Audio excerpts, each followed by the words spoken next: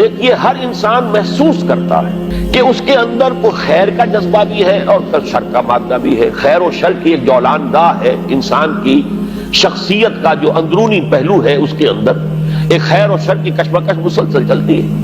چنانچہ جدید سائیکالوجی نے بھی آپ کو معلوم ہے کہ جس کے بابا آدم اب فرائڈ شمار ہوتے ہیں، انہوں نے انڈ اور لیبیڈو، یہ تو ہے حیوانی تقاضوں کے لیے، بھوک لگتی ہے، پیاس لگتی ہے، کوئی چٹخارے بھی زبان جو چٹخارے بھی مانگتی ہے، یا یہ کہ جنسی لذت ہے، تلذذ ہے جو انسان حاصل کرنا چاہتا ہے، یا یہ کہ جیسے تمام حیوانات کو آرام کی بھی کچھ نہ کچھ ضرورت ہوتی ہے، انسان کو بھی، یہ تمام اس کے حیوانی تقاضے ہیں. لیکن اس کے ساتھ ہی وہ کہتا ہے کوئی ایگو بھی ہے انسان میں، کوئی خودی بھی ہے، کوئی انا بھی ہے، انسان نرا حیوان نہیں ہے. اگرچہ جو فلسفہ ڈارون کا ہے اس نے تو انسان کو نرا حیوان بنا دیا، وہ تو اس کے علاوہ کسی اور چیز کو کسی درجے میں بھی تسلیم اور ریکگنائز ہی نہیں کرتا. لیکن فرائڈ کا میں کم سے کم اس درجے میں قائل ہوں کہ اس نے تو ویسے انسانی شخصیت کے 3 لیولز کو ریکگنائز کیا ہے، اور وہی 3 لیول ہے جو قرآن بیان کر رہا ہے. اگرچہ وہ جو پہلا لیول ہے اس کو تو یقیناً اس نے صحیح سمجھا ہے، لیکن دوسرے اور تیسرے لیول کو وہ صحیح طور پر آئیڈینٹیفائی نہیں کر سکا اور ایک دوسرے سے ممیز نہیں کر سکا.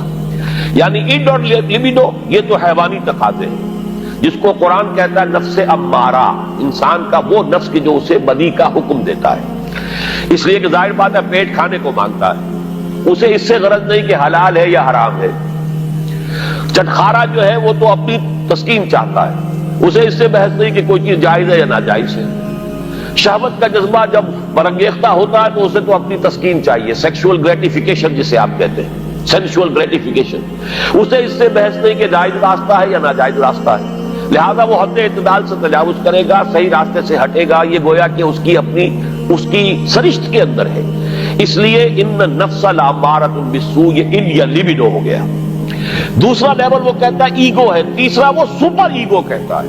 اگرچہ قرآن مجید نے اس کے لیے 3 علیحدہ اصطلاحات استعمال کی، نفس، قلب اور روح. 3 سپر ایگو اصل میں روح ہے، لیکن وہ نہیں سمجھ پایا اس کو. اس کی ڈیفینیشن جو ہے سپر ایگو کی وہ بڑی مختلف ہے، لیکن یہ میرا اس وقت کا موضوع نہیں ہے. اس وقت میں صرف یہ چاہتا ہوں کہ ریکگنائز کریں کہ یہ انسان کے اندر 2 پہلو ہیں جن میں کشاکش ہے. ایمان مجھے روکے ہے تو کھینچے ہے مجھے کفر، کعبہ میرے پیچھے ہے کلیسا میرے آگے ہے. ہر انسان کو محسوس ہوتا ہے کہ ہے. اب اس میں ہر شخص یہ سمجھتا ہے کہ اگر کوئی شخص باہمت ہے، دنیا میں کوئی بڑا کام کرنا چاہتا ہے، ایک تو یہ کہ عام آدمی ہے، حیوانوں کی سطح پر بس اپنے تقاضے پورے کیے اور زندگی بسر کر دی، بتا دی، جس کو میں کہا کرتا ہوں کہ زندگی اس نے نہیں بتائی، زندگی نے اسے بتایا ہے. زندگی نے اسے گزارا ہے، اس نے زندگی نہیں گزاری. زندگی تو وہ شخص گزارتا ہے جو اپنا کوئی ہدف معین کرتا ہے، کوئی آئیڈیل، کوئی آدرش، کوئی نصب العین وہ اس کی زندگی میں ہے، جس کے لیے وہ محنت کرتا ہے، بھاگ دوڑ کرتا ہے، اس کے حصول کی کوشش کرتا ہے. اب جو شخص بھی اپنے سامنے کوئی ہدف رکھے گا، مقصد رکھے گا، آدرش رکھے گا، اسے جو کام کرنا ہے اس میں اسے یقیناً اپنے نفسانی تقاضوں کو مارنا پڑے گا، دبانا پڑے گا. ساری رات سوئیں گے اگر پاؤں پھیلا کر تو زندگی میں کہاں اونچا مقام حاصل کریں گے. آپ انگریزی میں بھی محاورہ جانتے ہیں، burning mid night oil, mid night lamp, ساری رات آدھی رات جاگ کر کام کرتے ہیں.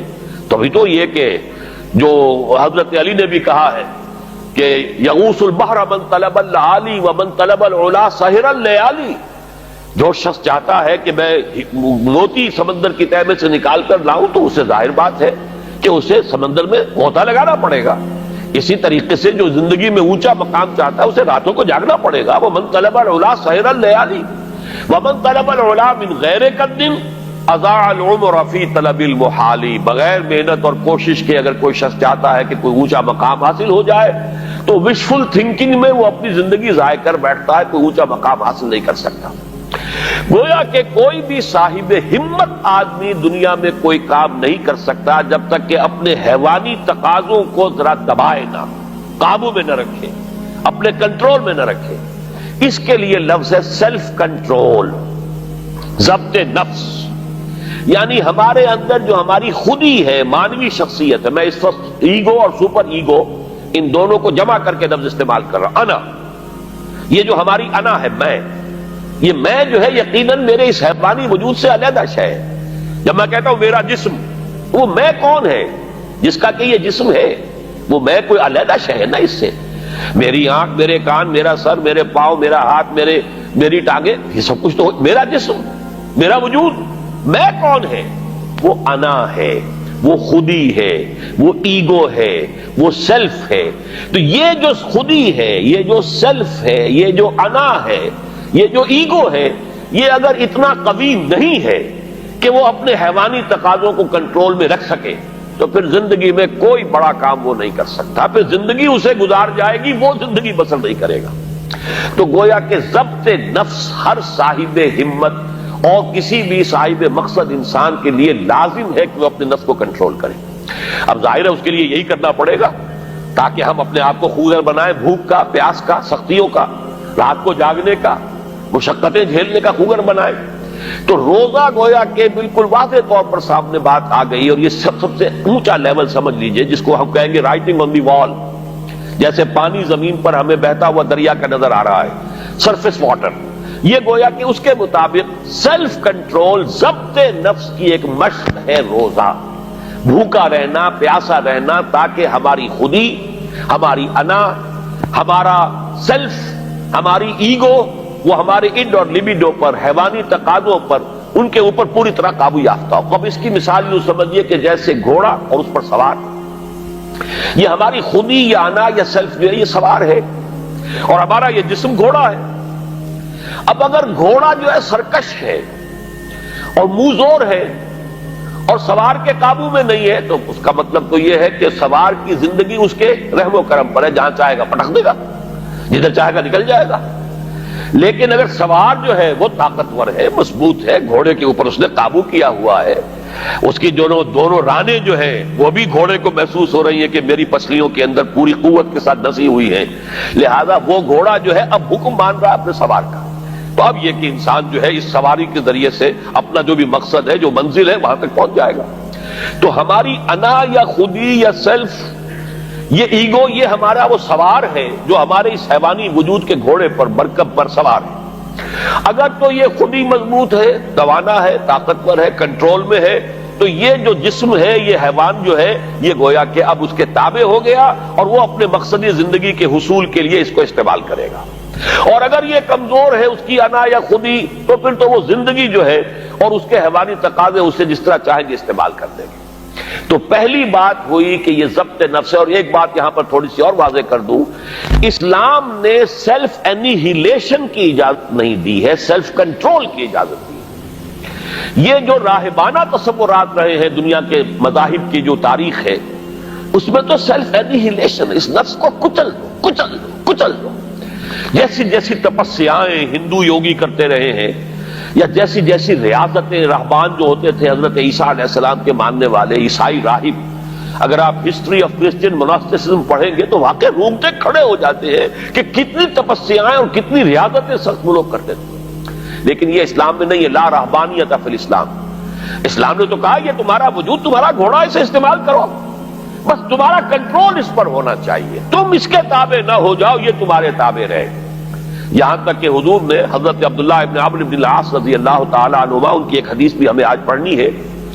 حضرت عمرو بن العاص جو ہے وہ تو بڑے سیاستدان اور جرنیل، وہ تو اور طرح کے انسان تھے مزاجی اعتبار سے، اور یہ جو ان کے بیٹے ہیں عبداللہ ابن عمرو بن العاص، یہ انتہائی زاہد و عابد، انتہائی زاہد، ہر روز روزہ اور پوری پوری رات کھڑے ہیں، نوافل پڑھ رہے ہیں. تو حضور کو جب معلوم ہوا، بلایا، یا عبداللہ اولم اخبر انک تصوم الدہر و تقوم اللیل.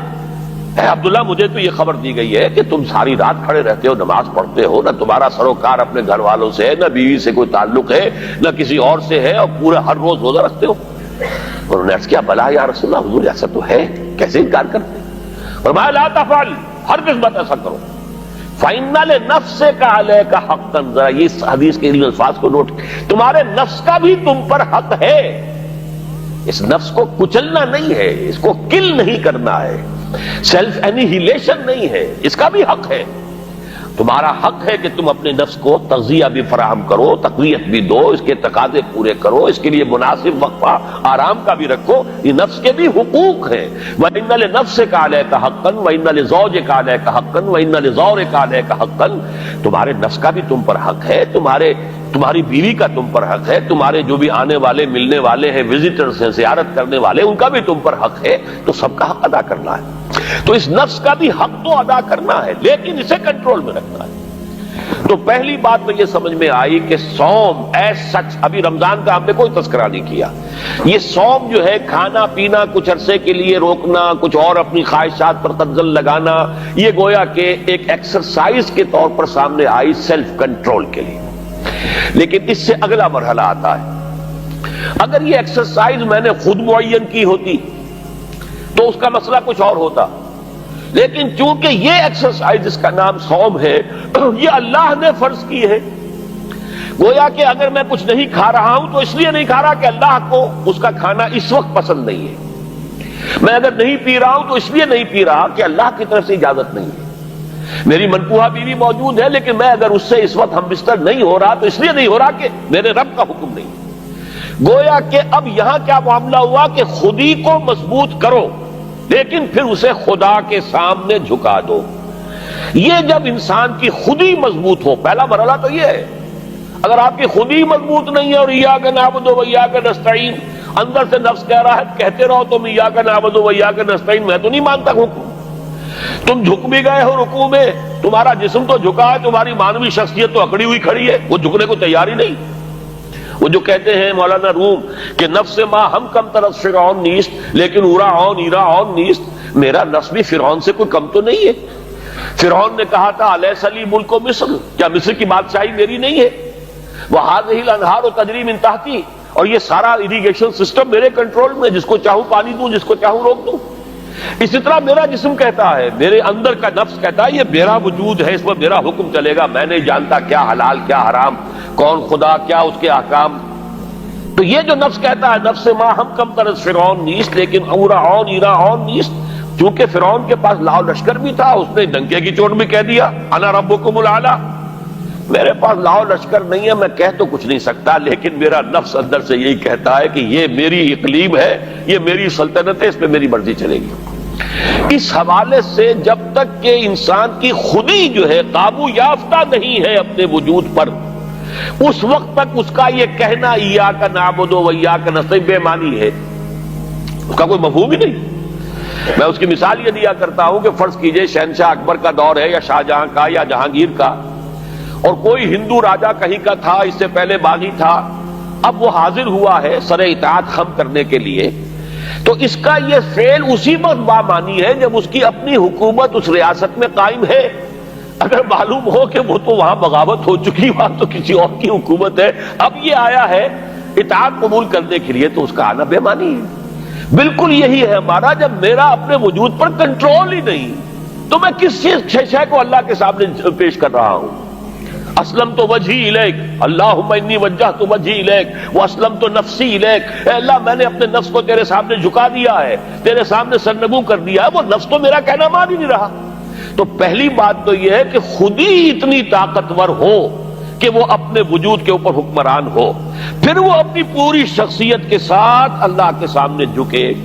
جب یہ مضبوط اور توانا خودی خدا کے سامنے اپنے آپ کو گرا دیتی ہے، بچھا دیتی ہے، اس کا نام تقویٰ ہے، اللہ کا تقویٰ، وہ کیفیت نفس کی جس میں ایک یوں سمجھیے وہ شخصیت جو سپلٹ نہیں ہے، جو کہ آرگینک ہول کی حیثیت سے یہ ایک شخصیت ہے، اور اس کے اندر اس کی خودی جو ہے حاکم اور حکمران ہے، وہ خودی اب اپنے آپ کو اللہ کے سامنے سرنگوں کر رہی ہے، اور اس نے اپنے آپ کو اللہ کے حوالے کر دیا ہے۔ اسلمت نفسی الیک وفوضت امری الیک واسنبت ظہری الیک، اے اللہ، یہ رات کی دعا ہے جب حضور سوتے ہوئے دعا، جب آپ اپنا رخ کر لیتے تھے کعبے کی طرف داہنے ہاتھ کروٹ لے کر، اللہم انی وجہت وجہی الیک واسلمت نفسی الیک وفوضت امری الیک واسنبت ظہری الیک، بڑی پیاری دعا ہے، لیکن یہ ساری چیزیں بامانی اس وقت ہوں گی جب آپ کی خودی اتنی طاقتور ہے کہ اپنے وجود پر حکمران ہے۔ تو گویا کہ ضبط نفس،